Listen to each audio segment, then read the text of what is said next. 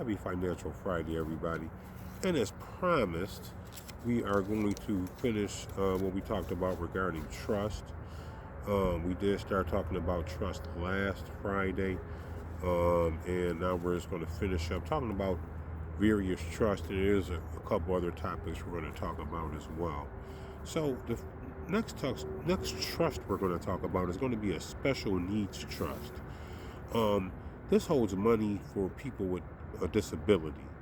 It gives them financial support without them losing any benefits, any Medicaid, any things like that, things of that nature. Because once you get something, they want to take your benefits away.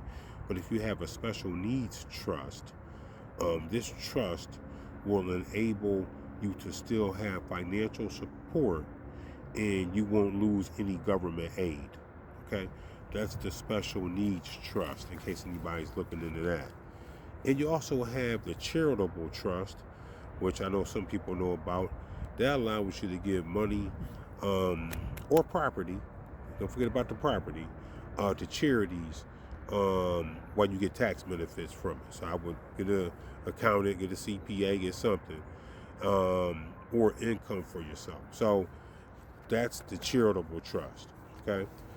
And also we have and this is actually my favorite trust. I don't want to say favorite, but this is the one that fits into a category that in the urban area we don't use, but we should use it. Sometimes people may get a lump sum of money, and these particular people, they might not be responsible at that time because they're not used to having that lump sum.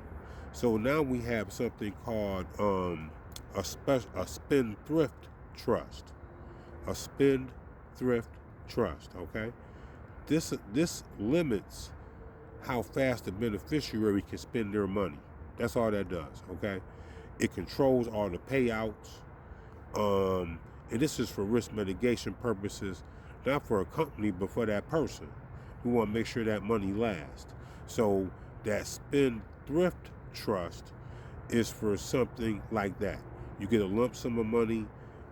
Maybe it may be somebody underage. It could be somebody at a young age, in their young 20s, and they have a lump sum, and you may understand or you may know that they're not there yet or ready. The spendthrift trust is the best trust for you.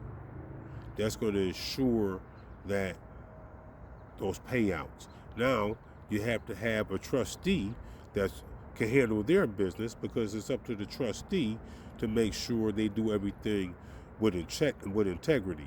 And so if that's broken, then you got a problem. See, once the integrity broken, then we always gonna have a problem. And so that problem may need to be addressed. That's just on principle. And so that's it with the trust. But I do want to address something, because it's been in my inbox regarding these hard inquiries and soft inquiries. What's a hard inquiry? What's a soft inquiry?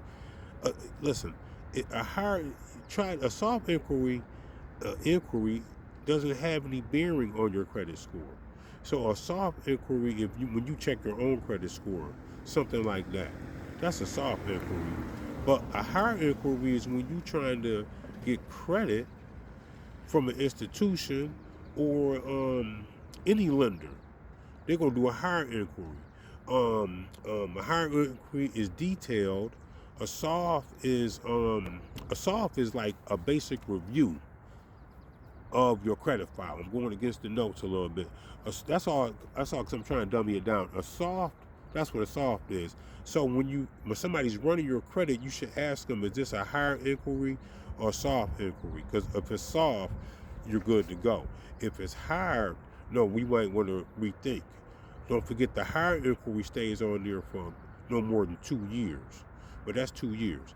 And to the people that says it stays on there 7 years, that is incorrect. I need to address those people right now. I've been addressing a lot of people this week. The people that said 7 years in the inbox, that is incorrect. It's no more than 2 years. So please, make sure you have your information. Research the information. And when it comes to that type of stuff. And it just not comes out the sky. Okay? 2 years, no more. let me think what else I can think about. The soft inquiry is just, once again, a basic look of your credit file. Okay, that's all it is. It's not, they're not doing a detailed search. They're just looking at your credit file. And so, with that being said, that's Financial Friday.